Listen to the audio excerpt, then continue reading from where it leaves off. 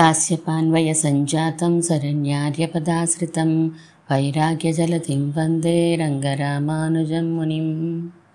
అందరికీ దాసోహం. మన ఆచార్యులు శ్రీ శ్రీ శ్రీ త్రితండ్రి శ్రీ రంగరామానుజేయ స్వామివారు రచించిన గ్రంథాలలో శ్రీకృష్ణార్జున సంవాదం మనం చదువుకుంటున్నాం. ప్రశ్నోత్తరాల రూపంగా భగవద్గీతని మనకి చాలా సింపుల్గా అర్థమయ్యే పదాలతోటి మనకి అందించారు మన ఆచార్యులు. ఇందులో 31 భాగం దాకా మనం చదువుకున్నాం. భగవద్గీతలోని 2వ అధ్యాయంలో 51 శ్లోకాల అర్థాన్ని పూర్తి చేసుకుని 52వ శ్లోకం నడుస్తోంది. 52వ శ్లోకాన్ని గురువుగారు చదివి దాని భావాన్ని ఇలా చెప్పారు. నీ బుద్ధి అజ్ఞాన రూపమైన కాలుష్యాన్ని ఎప్పుడు దాటగలదో అప్పుడు ఇంక నువ్వు వినవలసిన అర్థం కోసం, విన్న అర్థం కోసం నిన్ను నువ్వే నిందించుకుంటావు అని 52వ అర్థాన్ని చెప్పి అత్యంత ముఖ్యమైన స్థితప్రజ్ఞత స్థితిని చెప్పడం ప్రారంభిస్తున్నారు గురువుగారు. 32వ భాగాన్ని మనం ప్రారంభించుకుందాం. శిష్యుడు అడుగుతున్నారు, స్థితప్రజ్ఞత చెప్పడం ఏమిటిప్పుడు? యోగం గురించి కదూ టాపిక్ నడుస్తోంది. ఇది యోగం కాదని ఎవరన్నారు? అబ్బా, ఈ యోగం అనే పదానికి ఎన్ని అర్థాలున్నాయి ఏంటి? చాలా, ఇదివరకు చెప్పుకున్నాం. సరే, మరలా చెప్తాను విను. అపూర్వ వస్తు ప్రాప్తి, ధ్యానము, ఉపాయము, కూడిక, కూర్పు, కవచము, ప్రయత్నము, ద్రవ్యము, వ్యాకరణము వంటి సూత్రము, ఔషధము, ఉచ్చాటన క్రియ, గ్రహయోగం, అడ్డంకి, విరివి, ప్రీతి, సౌభాగ్యము, శోభనము, ధృతి. బాబోయ్ ఆపండి, ఇన్ని అర్థాలు ఉండడం వలననే ఒక అయోమయం కలుగుతుందేమో ఎక్కడ ఏం చెప్పారో అర్థం చేసుకోవడానికి. నిజమే, అలాంటి ఒక అవగాహన లోపం వలననే కొన్ని సందర్భాలలో తప్పుడు అర్థాలు కూడా దొరలకపోలేదు మహామహుల విషయంలో కూడా. అందుచేత ఆ పదానికి అర్థం చెప్పుకునేటప్పుడు ముందు వెనకలలో ఏ సబ్జెక్ట్ చెప్తున్నారో గుర్తించి అర్థ నిర్ణయం చేసుకుంటూ ఉండాలి. సరే, ఇక్కడ చెప్పబోయేదేంటి? వెనుకని 39వ శ్లోకంలో పరమాత్మ ఒక మాట అన్నాడు, గుర్తు తెచ్చుకో. ఏషాతే అభిహిత సాంఖ్యే బుద్ధిర్యోగే త్వమాం శృణు అని. నువ్వు ఏ పని చేస్తూ ఉన్నప్పటికీ అది నీకు బంధకం కాకుండా ఉండాలంటే ఆత్మతత్వ జ్ఞానంతో ఆ పనిని చేస్తూ ఉండాలి అని ప్రస్తావిస్తూ, అలాంటి ఆత్మతత్వజ్ఞానం అంటే ఏమిటో 12వ శ్లోకం నుండి 30వ శ్లోకం వరకు వివరించారు. 31 నుండి 38 వరకు ప్రత్యేకించి అర్జునుడి విషయంలో కొన్ని సూచనలు ఇవ్వబడ్డాయి. ఇక 39వ శ్లోకంలో కర్మయోగ సంబంధ బుద్ధిని చెప్తాము అని ప్రారంభించి తర్వాతి శ్లోకాలలో క్రమంగా ఆ విషయాల్ని వివరిస్తూ వచ్చారు. ఇక ఇప్పుడు దానివలన వచ్చే ఫలం ఏమిటో చెప్పబోతున్నారు. ఓహో, అదేనా స్థితప్రజ్ఞత అంటే? యోగమన్నా అదేనా? స్థితప్రజ్ఞత వలన వచ్చేది యోగం. అబ్బా, మళ్ళీ అయోమయంగా ఉంది. కర్మయోగం, జ్ఞానయోగం అని ఇలా పేర్లున్నాయే, అందులో ఇప్పుడు ఏం చెప్తున్నారు? ఈ స్థితప్రజ్ఞతకి వాటికి సంబంధం ఏమిటి? నీకెందుకు అయోమయం కలుగుతోందో అర్థమైంది. కర్మయోగం వేరు, జ్ఞానయోగం వేరు అనా నీ ఉద్దేశం? అవునా? అంతే కదా మరి. ఆ రెండు వేరువేరు కాకపోతే 2 పేర్లు ఎందుకు ఉండాలి? మంచు, నీరు అనే 2 పదార్థాలు వేరువేరా, ఒకటేనా? చిక్కు ప్రశ్నే. ఘనరూప దశలో ఉంటే మంచు అంటాం, ద్రవరూప దశలో ఉంటే నీరు అంటాం. ఒకే వస్తువు తాలూకు 2 దశలవి, కానీ విడివిడి వస్తువులుగానే వ్యవహరిస్తూ ఉంటాం. అలాగే కర్మయోగ జ్ఞానయోగాలు కూడాను 2 దశలన్నమాట అవి. అంటే కర్మయోగం జ్ఞానయోగంగా మారిపోవచ్చా కాదు, మారిపోతుంది. కర్మయోగ పరాకాష్ఠ జ్ఞానయోగమే. పరాకాష్ఠకి చేరనంత వరకు కర్మయోగం అంటాం, చేరగానే జ్ఞానయోగం అంటాం. అంతే తేడా. కర్మయోగం చేయడం వలన వచ్చే ప్రయోజనాల్ని ఇదివరకు వివరించారు. మరి జ్ఞానయోగం చేయడం వలననో ఏం ప్రయోజనం వస్తుంది? 2 ప్రయోజనం ఒక్కటే, మోక్షాన్ని పొందడం, ఒడిదుడుకులకు లోని కాని స్థితిని కలిగి ఉండడం, ఎప్పుడూ ఆనందంగా ఉండడం. రెండిటి ప్రయోజనం ఒకటే అంటూ కర్మయోగం పరాకాష్ఠ జ్ఞానయోగం అంటారేంటి? మొదట కర్మయోగం, తర్వాత జ్ఞానయోగం, ఆ తర్వాత మోక్షం అనా మీ ఉద్దేశం? గుడ్, బాగా గ్రహించావు. అయితే ఇక్కడ వాడుతున్న మోక్షం అనే పదానికి మరింత వివరణని మళ్ళీ చెప్పుకుందాం. ప్రస్తుతానికి ఆ స్థానంలో ఆత్మసాక్షాత్కారము అని గుర్తుంచుకో చాలు. కర్మయోగం నుంచి జ్ఞానయోగం, జ్ఞానయోగం నుంచి ఆత్మ సాక్షాత్కారం అని మీ ఉద్దేశ్యం, అంతేనా? అంతే. ఆ జ్ఞానయోగ దశనే స్థితప్రజ్ఞత అని అంటారు. అవునా? ఆత్మసాక్షాత్కారం లభించడానికి జస్ట్ ముందర దశే స్థితప్రజ్ఞత అన్నమాట. తెలిసినట్లే అనిపిస్తోంది, కానీ మరొకసారి చెప్పండి. అలాగే కానీ నేనెందుకు చెప్పడం? కృష్ణ పరమాత్మ చెప్పిన శ్లోకాన్ని తీసుకుందాం. 53వ శ్లోకం చదువు. శృతి విప్రతిపన్నా తే యథాస్థాస్యతి నిశ్చలా సమాధావచలా బుద్ధిస్తదా యోగమవాప్స్యసి. అన్వయం విను. శృతి విప్రతిపన్నా అచల తే బుద్ధి యథా సమాధౌ నిశ్చలా స్థాస్యతి తదా యోగం అవాప్స్యసి. అర్థమేమంటే, వినడం చేత చక్కగా తెలుసుకొనబడినది, ఏకరూపమైనది అయిన నీ బుద్ధి మనస్సునందు ఎప్పుడు నిశ్చలంగా ఉంటుందో అప్పుడు ఆత్మసాక్షాత్కారం పొందగలవు. తాత్పర్యం ఇంకొంచెం సులభంగా చెప్పండి. 3 దశలను చెప్తున్నారు. మొదటి దశ ఆత్మజ్ఞానము, రెండవ దశ ఆ జ్ఞాన నిష్ట, మూడవ దశ ఆత్మదర్శనం. అంతే. పిల్లి అంటే మార్జాలం అన్నట్లుంది. నాలాంటి వారికి అర్థమయ్యేటట్లు సులభమైన భాషలో చెప్పండి. చాలా ముఖ్య విషయాలను అంటున్నారు కదా. అవును, చాలా ముఖ్య విషయాలే. నీకు అలవాటు లేని పదాలు కనుక అర్థం కాలేదని అనుకుంటున్నావు, కానీ ఈ పదాలే సులభంగా అర్థమవుతాయి. సరే, అయినా వివరిస్తాను విను. 3 దశలు అన్నాం కదా. అందులో మొదటి దశలో శాస్త్రంలో చెప్పబడిన విషయాల్ని విని ఓహో, ఆత్మ అంటే ఇలా ఉంటుందా అని గ్రహించడం. రెండవ దశలో ఆ ఆత్మని దర్శనం చేసుకోవాలని చేసే ప్రయత్నం. మూడవ దశలో ఆత్మ సాక్షాత్కారం. తెలిసింది. సింహం ఫలానాలా ఉంటుంది అని పుస్తకాల్లో చదవడం మొదటి దశ.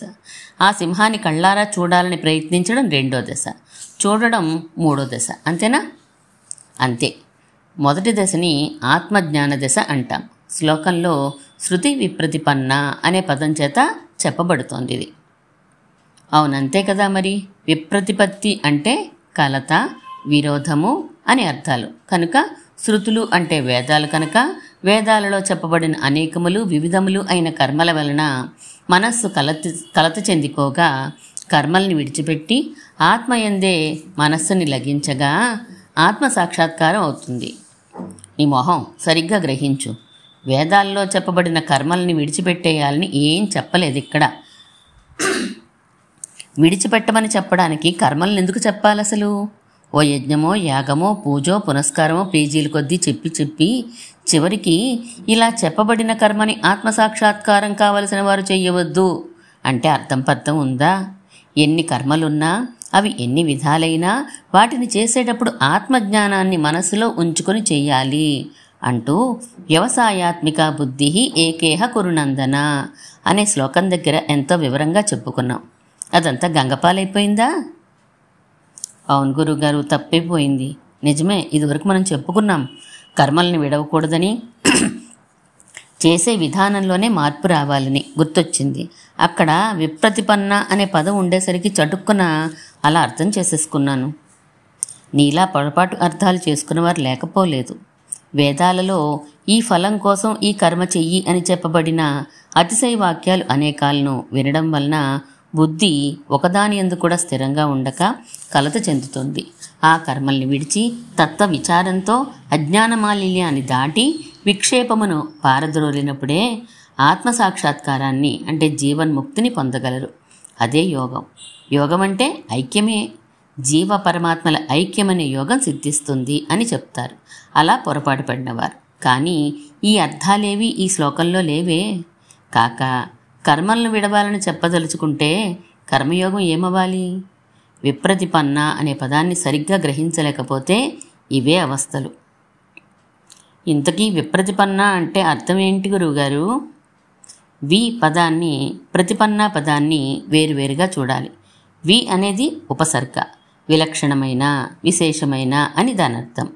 ఇక ప్రతిపన్న అంటే అంగీకరించబడినది, తెలియబడినది అని అర్థం. అందుచేత విప్రతిపన్నము అంటే విలక్షణంగా, విశేషంగా తెలియబడినది అని అర్థం. శృతి విప్రతిపన్న అంటే శృతుల యందున్న ఆత్మజ్ఞానము విలక్షణముగా, విశేషముగా తెలియబడినది అని అర్థం. శృతులలో అర్థం శృతులలో అదే, మరి దానికి వైలక్షణ్యం, విశేషం ఏమిటి? ఆప్తులైనటువంటి వారు చెప్పడమే. నిర్హేతుకంగా హితాన్ని అభిలషించేవారే ఆప్తులు. అట్టి ఆప్తతముడు కృష్ణుడే. సాక్షాత్ సర్వేశ్వరుని ముఖ మండలము నుండే శృతుల విషయాన్ని, శృతులలో గల ఆత్మజ్ఞాన విషయాన్ని వింటున్నాడు అర్జునుడు. అబ్బా, ఎంత అర్థమున్నదో! నిజంగా చాలా విలక్షణంగానూ సందర్భోచితంగానూ ఉన్నది. విప్రతిపన్నం అనగానే విరుద్ధం, కలత అనే అర్థాన్ని తీసుకోవడం వలన మనకి తెలియకుండానే వేదనింద చేసిన వారం కూడా అవుతాం. అదెలాగా అడిగారు గురువుగారు. ఎందుకవు? వేదంలో చెప్పబడిన కర్మల వలన మనస్సులు సుఖంగా ఉండాలి, కానీ కలత చెందిస్తున్నాయంటే వేదాన్ని తక్కువ చేసినట్లు కాదు, అది వేదనిందే. Very good. ఇంకా విషయంలోకి వద్దాం.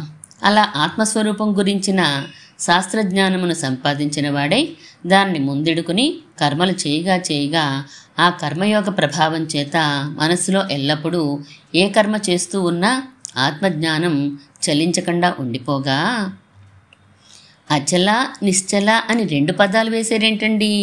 రెండిటి అర్థం చలించకుండా ఉండడమే కదా. సూదిలో దారం ఎక్కించినప్పుడు చెయ్యి వణక్కూడదు, దారపు కొన సన్నంగా ఉండాలి, అప్పుడే చటుక్కున సరిగ్గా ఎక్కుతుంది. అలాగే ఇక్కడ కూడాను నిశ్చల అంటే కలిగిన బుద్ధి మాసిపోకుండా ఉండాలి, ఆత్మసాక్షాత్కార విషయ ప్రీతి మారిపోకుండా ఉండాలి.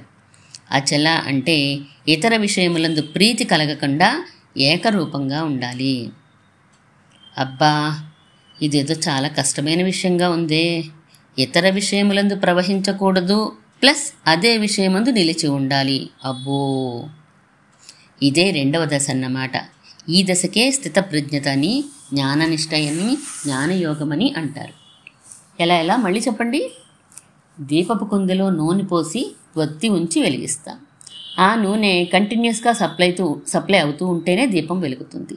ఒక తైల బిందువు తర్వాత ఇంకా విచ్చిత్తి లేకుండా ఇంకో తైల బిందువు వెంటనే అందుకోవలసిందే. దానినే తైలధార అంటారు. అలా ఆత్మజ్ఞానం మనస్సులో ఎప్పుడు స్థిరపడుతుందో, ఆత్మ విషయం తప్ప ఇంకో విషయం ఎప్పుడు ఉండదో దానిని స్థితప్రజ్ఞత లేదా జ్ఞానయోగం అని అంటారు. సమాధౌ అంటే మనస్సునందు అని అర్థమా? సమాధి స్థితిలో అని కాదా? సమాధీయతే అస్మిన్ ఆత్మజ్ఞానం ఇది సమాధి. మనస్సు ఇది సమాధి, మనస్సు సమాధి అని మనసు గురించే చెప్తున్నారు. ఒకే విషయమైన ఆలోచనలే కొనసాగుతున్నప్పుడు లేదా ఒకే ఆలోచన కొనసాగుతున్నప్పుడు ఆ మనస్సు సమాధి స్థితిని పొందింది అంటాం. అప్పుడు వేరే ఆలోచనలు ఉండవు.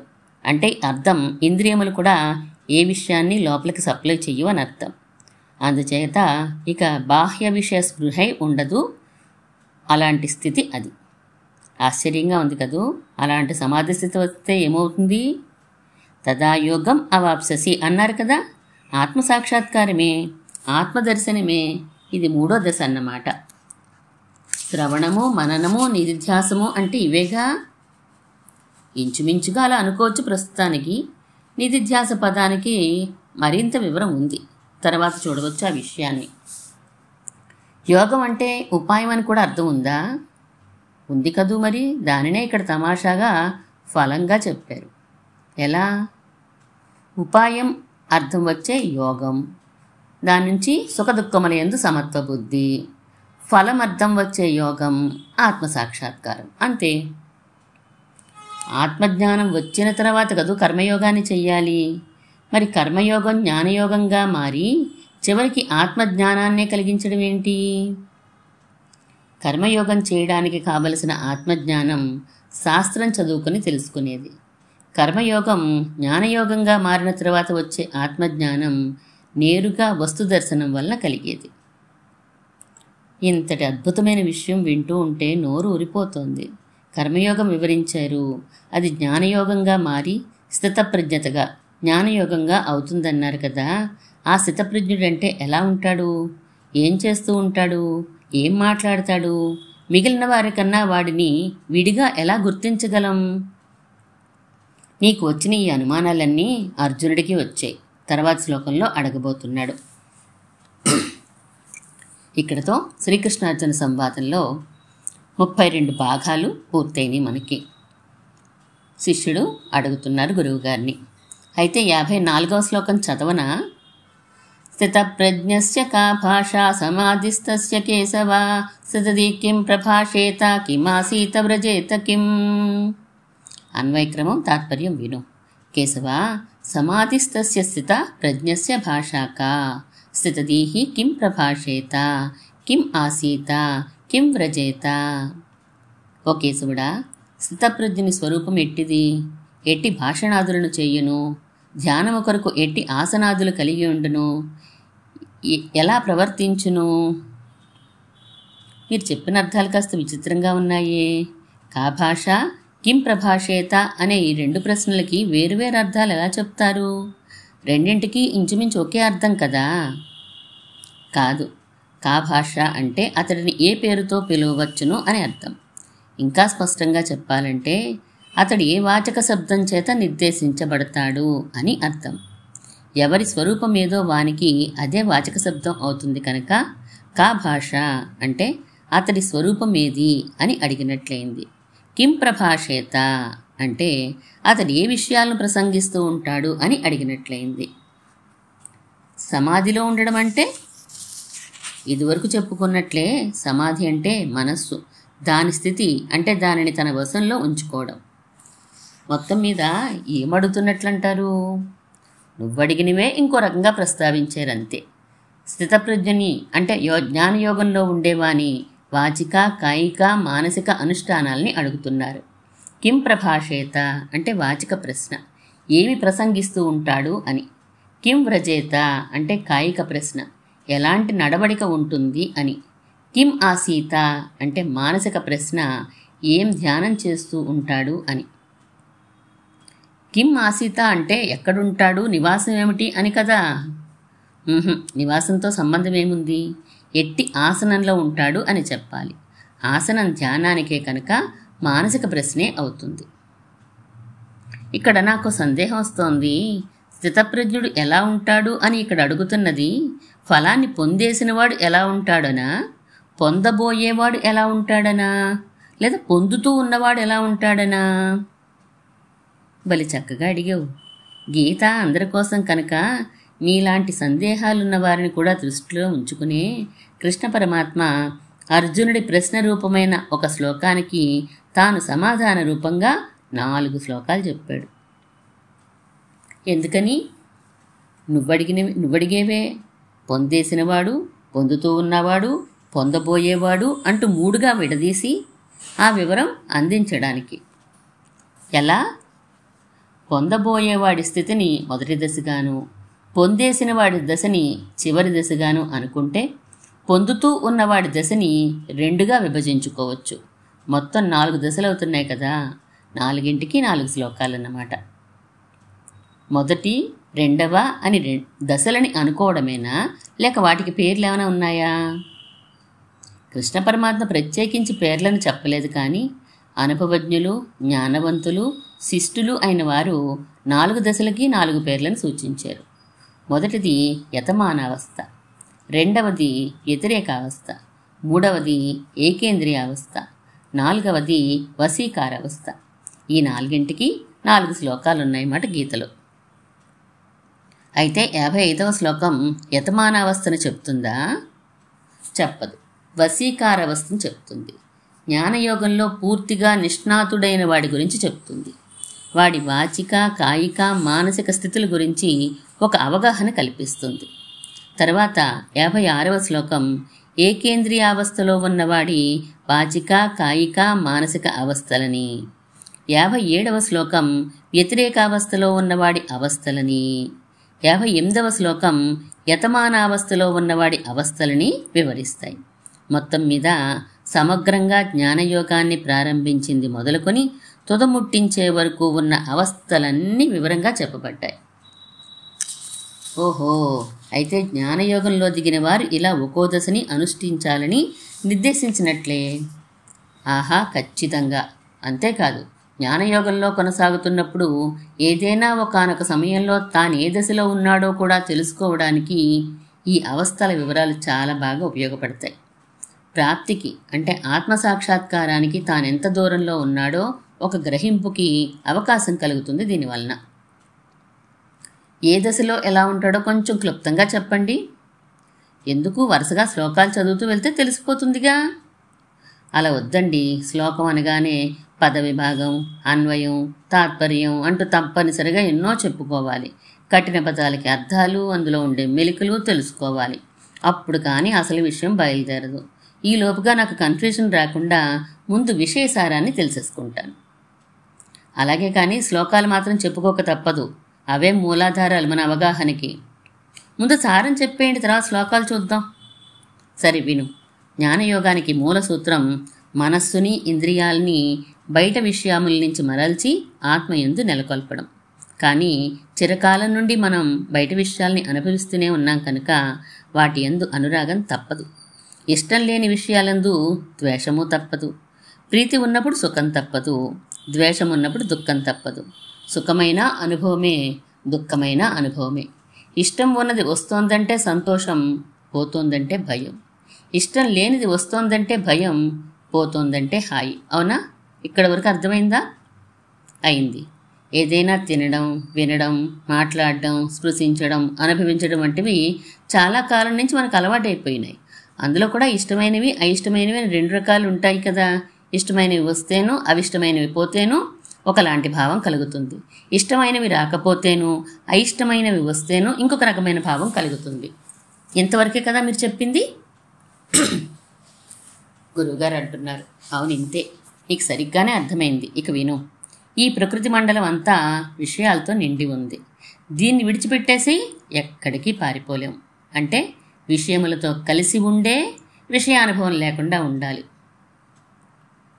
ఇది అర్థమైంది. ఎండలో ఉంటూనే ఎండ వేడిమి తగలని విధంగా ఏర్పాట్లు చేసుకోవాలి. అప్పుడు జ్ఞానయోగం ఫలించి ఆత్మసాక్షాత్కారం అవుతుంది. గుడ్. అయితే ఒక వెసులుబాటు ఉన్నది. విషయముల మధ్యలోనే మనం ఉన్నా ఇంద్రియములు, విషయములు పరస్పరం స్పృశిస్తే తప్ప విషయానుభవం కలగదు మనకి. జలుబు చేసి ముక్కు దిబ్బడు వేసిన వాడికి చుట్టూ ఉన్న పరిమళం తెలియకపోవడానికి ఇదే కారణమా? అవును. కానీ స్థితప్రజ్ఞని విషయంలో జలుబు లేకపోయినా పరిమళం తెలియని స్థితి రావాలి. ఓహో, అంటే అనారోగ్యం వలన కానీ, వృద్ధాప్యం వలన కానీ విషయానుభవం కలగకపోవడం జ్ఞానయోగం లెక్కలోకి రాదన్నమాట. మరి ఇంద్రియాలకి విషయాలు తగలకుండా గదిలోకి వెళ్ళి తలుపులు వేసేసుకుంటేనో? అసాధ్యం. ప్రకృతి మండలంలో ఉన్నంతకాలం విషయాల మధ్యే కదా ఉండాలి. అలా కాదండి, తినడం మానేస్తాం, వినడం మానేస్తాం, మాట్లాడడం మానేస్తాం, స్పృశించడం మానేస్తాం. అప్పుడు ఇంక విషయానుభవం లేనట్లే కదా. నువ్వు చెప్పేది అంత సులభం కాదు. జన్మ జన్మల నుంచి తినడం మీద, వినడం మీద, మాట్లాడడం మీద, స్పృశించడం మీద ఒక ప్రీతిని పెంచుకుని ఉంటాం. మనస్సు పద పద అనుభవించు అంటూ ముందుకు తోస్తూ ఉంటుంది. శిష్యుడు అంటున్నాడు, అయినా మరి తప్పదు కదా. ఆలయానికి వెళ్ళాం, ఇంకా ప్రసాదం పెట్టలేదు, తినాలని కోరిక ఉంది, కానీ నిగ్రహించుకుంటున్నాం కదా. మీద పడి లాగేసుకోవడం లేదు కదా. సినిమా గబగబా చూసేయాలనుంది, ఇంకా షో ప్రారంభించలేదు, ఇంకా ఆగుతున్నాం. కానీ ప్రొజెక్టర్ని మనమేం తిప్పేయడం లేదుగా. రోడ్డు మీద ఒక అమ్మాయిని చూసాం, చాలా అందంగా ఉంది, మనసులో బోలెడు కోరిక చెలరేగింది, వాటేసేసుకోవడం లేదుగా. కోరికని అణుచుకుంటున్నాంగా. అలాగే జ్ఞానయోగంలో కూడా నిగ్రహించుకుంటాం, అంతే కదా. నువ్వు చెప్పిన ఉదాహరణలకి జ్ఞానయోగానికి చాలా తేడా ఉంది. కాసేపు పోతే ప్రసాదం దొరుకుతుందనే ఆశతో ఆగుతున్నావు, కానీ అది ఇంద్రియ నిగ్రహం కాదు. కాసేపు అయితే సినిమా వేస్తారు, టైం అవ్వలేదు ఇంకా అని ఆగేవు, కానీ ఇంద్రియ నిగ్రహంతో కాదు. నడి రోడ్డు మీద ఓ అమ్మాయిని వాటేసుకుంటే జనం చితక్కొట్టేస్తారనే భయంతో ఆగేవు, కానీ ఇంద్రియ నిగ్రహంతో కాదు. నిజమేనేమో మీరు చెప్పేది.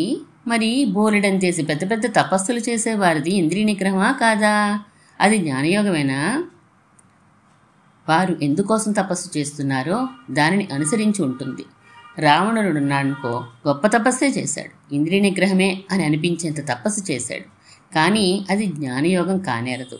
ఎందుకంటే ఆ తపస్సు అయిన తర్వాత తాను అనుభవించబోయే సుఖాలని తలుచుకుంటూ ఉండడం వలన బాహ్య విషయాల నుండి మనస్సుని లాగినా ఆంతర విషయాల నుండి లాగలేదు. ఆత్మయందు దృఢపరచునూ లేదు. అందుచేత అది జ్ఞానయోగం కాదు. ఋషుల విషయంలో కూడా అంతే. వారు ఏ ప్రయోజనాన్ని ఆశించి తపస్సు చేస్తున్నారో, ఇంద్రియ నిగ్రహాన్ని పాటిస్తున్నారో దానిని అనుసరించే అది జ్ఞానయోగమా కాదా అన్నది తేలుతుంది. అయితే మీరు చెప్పేది ఇంద్రియములకు విషయాలకి శాశ్వతంగా సంబంధం లేకుండా ఉండాలనా? అది సాధ్యమా? సాధ్యమే. అసాధ్యమైన విషయాన్ని వేదం ఎందుకు చెప్తుంది? గీతలో కృష్ణుడు ఎందుకు చెప్తాడు? అయితే ప్రయత్నించాలన్నమాట. శబ్ద, స్పర్శ, రూప, రస, గంధములనే విషయాలు మన ఇంద్రియాలకి ఆశ గొలుపుతూ ఉంటే తిరస్కరిస్తూ ఉండాలన్నమాట. గయలో పండో కాయో వదిలినట్లు శాశ్వతంగా ఒక్కో విషయాన్ని వదులుతూ ఉండాలన్నమాట. ఇవాళ వదిలింది రేపు మళ్ళా మీద పడితే మళ్ళీ వదులుతూ ఉండడమే. చెమట పడుతూ ఉంటే స్నానం చేస్తూ ఉండడం లేదు. అలాగే ఓహో, ఇలా ప్రయత్నం చేస్తూ ఉండాలా? అప్పుడు మొదటి దశలో ప్రవేశించినట్లు. దానిని యతమానావస్థ అంటారు. విషయములందు అనురాగం మిక్కుటంగా ఉన్నా దానిని నిరోధించడానికి చేసే తోడ్పాటును యతమానావస్థ అని పిలుస్తారు. జీవనం గడపాలి కదండి. విషయములన్నింటినీ విడిచిపెట్టేస్తే ఇక గడిచేదెలా? విడవడం అంటే నీకు ఇంకా బాగా అవగాహనలోకి రాలేదు. మన చుట్టూ ఉండే విషయాలు రెండు రకాలు. శరీరం నిలిచి ఉండడానికి తప్పనిసరిగా అనుభవించేవి కొన్ని, మరికొన్ని వాటి మీద ఉండే ప్రీతితో అనుభవించేవి. అన్నం, పరమాన్నం, నీరు, చెరుకు రసం, ఇలా ఎన్నో ఉదాహరణలు చెప్పుకోవచ్చు. శరీరధారణకి కాక కేవల ప్రీతిచే అనుభవించే వాటినన్నింటినీ పూర్తిగా అనుభవించడం మానేయాలి. ఆఫీసులో పని చేయాలి కనుక, అందుకోసం శక్తి కావాలి కనుక అని అనుభవించేవన్నీ విడవలసినవే. ఎందుకంటే ఆఫీస్లో పని చేయడం, వ్యాపారాలు చేయడం వగైరాలన్నీ శరీరధారణకి అవసరమైనవి కావు. శరీరం ఉన్నది కనుక చేస్తున్నవి. అర్థమైంది. ప్రాణాలు పోకుండా ఉండడానికి ఎంత విషయానుభవం అవసరమో ఆత్మవంచన లేకుండా చెక్ చేసుకుని అన్ని విషయాల్ని మాత్రమే అనుభవిస్తే చాలన్నమాట. శరీరం నిలిచి తీరాలనే కోరికతో ఆ స్వల్ప విషయానుభవాన్ని కొనసాగిస్తున్నావనుకో, అది మళ్ళా విషయాల మీద అతి స్నేహాన్ని కలిగించేసి చకచకా మిగిలిన విషయాలని మళ్ళీ ప్రవేశించేస్తాయి. అంటే శరీరం నిలవడానికి అని విషయానుభవమే తప్ప శరీరం నిలిచి తీరాలనే విషయానుభవం పనికిరాదన్నమాట. చాలా కష్టమే. మరి ఈ దశనే వ్యతిరేకావస్థ అంటారు. సంగలేశంతో విషయానుభవం చేస్తూ ఉన్నా ఆ విషయముల మీద అంటే శరీరం మీద అతి స్నేహం లేకపోవడమే వ్యతిరేకావస్థ అనే రెండో దశ. సంగం అంటే ఇదివరకు చెప్పుకున్నాం, అతి చిన్న పరిమాణంలో ఉండే ప్రీతి. ఉదాహరణకి ఏదైనా ఒక సినిమా గురించి ఎవరైనా చెప్పారనుకో, సినిమాట బాగుందిట అని మాత్రమే అనిపించడం, చూసి తీరాలనే పట్టుదల లేదా కోరిక కలగకపోవడం. ఓ ఉదాహరణ చెప్పండి. చాలా చెప్పుకోవచ్చు అనుకో, సులభంగా అర్థమయ్యేది చెప్పుకుందాం. మనకేదో నెలకు 4,000 జీతం వస్తుంటే విమాన ప్రయాణం చాలా బాగుంటుందని తెలుసు, కానీ చెయ్యం. పట్టుదల పట్టాం. కారణం తెలిసిందేగా, విమాన ప్రయాణం మీద మనకి సంఘం ఉంది కానీ అమలు చేసే అవకాశాలు లేవు. ఇది మామూలు జీవితం ఉదాహరణ. జ్ఞానయోగ పరిస్థితుల్లో అయితే శరీరం నిలవాలనే సంఘం ఉంది కానీ నిలిపి తీరాలనే పట్టుదల ఉండదు. ఇతర విషయ అనుభవానికి కావలసిన అవకాశాలు ఉన్నప్పటికీ వాటిని ఎలా అనుభవించలేమో అలాగే శరీరధారణకి అవసరమైన విషయాల విషయంలో కూడా ఒక నిర్లిప్తతతో ఉంటాం. ఇలా ఎంతకాలం? చాలా కాలమే పడుతుంది ఈ స్థితిలో నిలదొక్కుకోవడానికి. యతమానావస్థ నుంచి వ్యతిరేకావస్థకి కాస్త సులువుగానే వస్తామేమో కానీ వ్యతిరేకావస్థ నుండి 3వ దశకి చేరుకోవడానికి కొంతకాలం పట్టేస్తుంది. ఆ దశ ఎలా ఉంటుంది? అక్కడ సంఘం కూడా ఉండదు. దానినే ఏకేంద్రియావస్థ అంటారు. విచిత్రంగా ఉందే. ఆ పై అవస్థలో ఏమవుతుంది? మనస్సులో ఉండే వాసనలు అంటే సంస్కారాలన్నీ తొలగిపోతాయి. అంటే సంఘం కలిగే ఛాన్స్ ఇక ఉండదు. దానిని వశీకారావస్థ అంటారు. ఎంత బాగుందో! మరైతే ఈ నాలుగు దశల్లోనూ విషయముల నుండి మనస్సుని మరల్చడమే చెప్పారు, కానీ ఆత్మయందు నిలపడం అనేది ఏ దశలో జరుగుతుందో చెప్పలేదే. అన్ని దశల్లోనూ జరుగుతూ ఉంటుంది.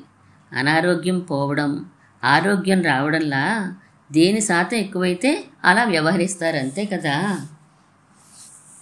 మరొక్కసారి వివరించండి.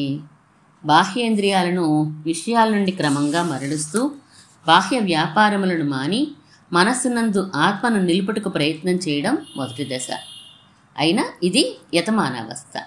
అయితే బలాత్కారంగా ఇక్కడ ఇంద్రియాలను మరల్చలేం కనుక విషయ వినివర్తనమునకు ఆత్మయందు నెలకొనుటకు కూడా ఒక అసక్తత వెంటాడుతూ ఉంటుంది. ఉదాసీనంగా ఉండడం, అభినందించకపోవడం వగైరాలు చేస్తూ ఉండే దశ రెండవదైన వ్యతిరేకావస్థ. విషయానుభవం నశించినా విషయ వాసన మిగిలిపోవడం వలన పురుషద్వేషి అయిన యువతికి సుందరాంగుణ్ణి చూపించి క్రమంగా ద్వేషాన్ని తొలగించి అనురాగాన్ని పెంపొందించేట్లు ఆత్మపదార్థమందు మనస్సుని మిక్కిలిగా లగింపచేయ ప్రయత్నించడం మూడవదైన ఏకేంద్రియ అవస్థ. ఇక చివరగా ఆత్మానుభవానికి అలవాటు పడిపోయిన మనసులో కొంచెం కూడా ఇతర విషయవాసనలు ఉండకపోవడం నాలుగవదైన వశీకరావస్థ. ఇవన్నీ బాగా అర్థం చేసుకోవడానికి సమయం పడుతుందే, అప్పుడే కదా దిగాలి. కాదు, దిగితే గాని అర్థం కావు. అవునది నిజమే, ప్రాక్టికల్గా తెలియడం. అయితే ఇంతకీ ఏ దశలో ఉన్నప్పుడు ఈ జ్ఞానయోగి స్థితప్రజ్ఞుడు ఎలా ఉంటాడో వివరించండి. ఆ వివరాలు కావాలంటే శ్లోకాలు చెప్పుకోక తప్పదు. ప్రారంభిద్దాం. ప్రజహాతి యదా కామాన్ సర్వాన్ పార్థమనోగతాన్ ఆత్మన్యేవాత్మనా తుష్టః స్థితప్రజ్ఞస్తదోచ్యతే. అన్వయం. పార్థ ఆత్మనా ఆత్మన్యేవ తుష్టః మనోగతాన్ సర్వాన్ కామాన్ యదా ప్రజహాతి తదా స్థితప్రజ్ఞః ఉచ్యతే. అర్జున, మనస్సు చేత ఆత్మయందు సంతృప్తి కలిగిన వాడే మనస్సులో ఉండే కోరికలన్నింటినీ ఎప్పుడు సవాసనగా విడుచుచున్నాడో అప్పుడు వాడు స్థితప్రజ్ఞ కలవాడు అని చెప్పబడతాడు. కడుపు నిండా భోజనమైన వానికి తృప్తి కలిగి ఇక ఎంత రుచికరమైన పదార్థములను చూసినా తినాలనే కోరిక కూడా కలగదో అలా అనుకోవచ్చా గురువుగారు? సుమారుగా అనుకోవచ్చు.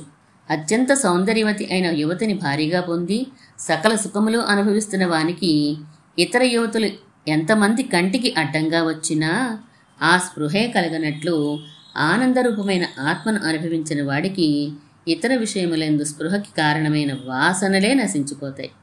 ఇది వశీకరావస్థ, పూర్ణ పరిపాక దశ. దీనికి ఈ పేరు మనమే పెట్టుకున్నామా? లేదు. హైరణ్య గర్భం అనే గ్రంథంలో దృష్టానుశ్రవిక విషయ వితృష్ణస్య వశీకార సంజ్ఞా వైరాగ్యం అని ఉన్నది. అంటే చూడబడినవి, కర్ణాకర్ణిగా వినబడినవి అయిన సమస్త ఐహిక ఆముష్పిక సమస్త ఫలములందు విరక్తి కలవానికి ఆ ఫలముల వాసనలు తిరిగి పుట్టనట్లుగా నశించక ఆ అవస్థ పేరు వశీకారావస్థ. తర్వాత శ్లోకం చదవనా గురుగారు? దుఃఖేష్వనుద్విగ్నమనాః సుఖేషు విగతస్పృహః వీతరాగ భయక్రోధః స్థితధీర్మునిరుచ్యతే. అన్వయం విను. దుఃఖేషు అనుద్విగ్నమనాః సుఖేషు విగతస్పృహః వీతరాగ భయక్రోధః మునిస్థితధీః ఉచ్యతే. తాత్పర్యం చెప్తాను విను. దుఃఖం కలిగించేవాని యందు క్షోభనందని మనస్సు కలవాడును, సుఖమును కలిగించేవాని యందు ప్రీతి నొందని మనస్సు కలవాడును, ఆశ భయము క్రోధము లేనివాడును అగు ఆత్మమరణశీలుడు స్థితప్రజ్ఞుడు అని చెప్పబడును. 3వ 4వ దశలకి తేడా ఏంటి? అక్కడ ఇంతే కదా? కాదు. 3వ దశలో విషయానుభవ ఉత్సుకత బూడిదలో నిప్పులా కొద్దిగా మిగిలి ఉంటుంది. అది కూడా పోతుంది 4లో. స్పృహ అన్నా రాగం అన్నా ఒకటే అర్థమా? అలా కనిపిస్తాయి. చూతః అంటే మామిడి చెట్టు, కానీ చూతవృక్ష అని ప్రయోగిస్తారు. అలాంటప్పుడు మామిడి చెట్టు అని అర్థం చెప్పం కదా. చూతం అంటే మామిడి అనే చెప్తారు. అలాగే ఇక్కడ కూడాను రాగం అంటే భావి విషయాలపై ఉండే ప్రీతి అని చెప్పుకుంటే, స్పృహ అంటే మిగిలిన విషయాలపై ప్రీతి అని అనుకోవాలంతే. భయం అంటే ఇష్టం లేనిది వస్తోందని కానీ ఇష్టమైంది పోతోందని కానీ కలిగే భావనే భయం. స్థితప్రజ్ఞుడికి అది ఉండరాదు. మరి క్రోధం అంటే దుఃఖం కలిగినందువలన కలిగే మనోవికారం. రజోగుణం అధికంగా ఉన్నవారు ఢామ్ ఢూమ్ అంటారు, తమోగుణం ఉన్నవారు లోపల కుమిలిపోతారు. రెండు కార్యాలు క్రోధం వలన వచ్చేవే. స్థితప్రజ్ఞుడికి అవి ఉండకూడదు. తర్వాత శ్లోకం చదువుతాను గురువుగారు. యస్సర్వత్రానభిస్నేహః తత్తత్ప్రాప్య శుభాశుభం నాభినందతి నద్వేష్టి తస్య ప్రజ్ఞా ప్రతిష్ఠిత. అన్వయం విను. యస్సర్వత్రా అనభిస్నేహస్సన్ తత్తత్ శుభాశుభం ప్రాప్య నాభినందేతి నద్వేష్టి తస్య ప్రజ్ఞా ప్రతిష్ఠిత. తాత్పర్యం విను. ఎవడు ప్రియమైన వాని యందు స్నేహము లేకుండాను ఆనుకూల్య ప్రాతికూల్యమును దైవికముగా పొందియు సంతోషించడో ద్వేషించడో వాని జ్ఞానము మిక్కిలి స్థిరమైనది. ఇదే వ్యతిరేకావస్థ. నాభినందతి నద్వేష్టి అంటే ఉదాసీనంగా ఉండాలనా? అవును. ఇంట్లో గోడ మీద బల్లి పురుగుల్ని తింటూ ఉంటే అభినందించవు, ద్వేషించవు, ఉదాసీనంగా ఉంటాం మనం. అలా అన్నమాట. మొదటి దశ శ్లోకం చదువుతా. యదా సంహరతే చాయం కూర్మాంగానేవ సర్వసః ఇంద్రియాణీంద్రియార్థేభ్యః తస్య ప్రజ్ఞా ప్రతిష్ఠిత.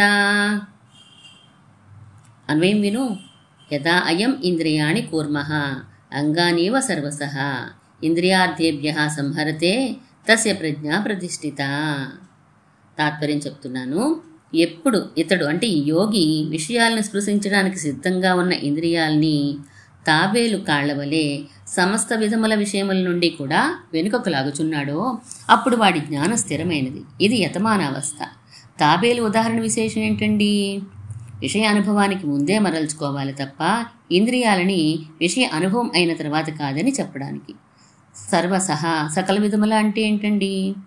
సినిమా విషయం ఉదాహరణ తీసుకుంటే సర్వసహ సినిమా నుండి వినివర్తనం అయినట్లు ఎప్పుడు అంటామంటే సినిమాని చూడకపోయినప్పుడే కాదు, దాని గురించి సంభాషించకూడదు, ద్వేషభావాన్ని ప్రకటించకూడదు, పరిహాసం చేయకూడదు, అసలు దాని ఊసే ఎత్తకపోతే, ఎవరైనా ఎత్తినా స్పందించకపోతే దానిని సర్వసహ అని అంటారు. కానీ ఇంతకీ అర్జునుడు అడిగిన ప్రశ్నలకి సమాధానం ఏంటి? ఆత్మయందు రమించుటే వాని స్వరూపం, ఆత్మను గురించిన ప్రస్తావనలే వాని సంభాషణలు, ఆత్మానుసంధానమే ఆసనం, ఆత్మ ప్రాప్తి ప్రవృత్తే వాని నడత అని 33వ అధ్యాయాన్ని ఇక్కడ పూర్తి చేశారు మన ఆచార్యులు. 34వ అధ్యాయాన్ని రేపు తెలుసుకుందాం. శ్రీమన్మహాభూతపురే శ్రీమత్కేశవయేశ్వరః కాంతిమత్యాం ప్రసూతాయ యతిరాజాయ మంగళం.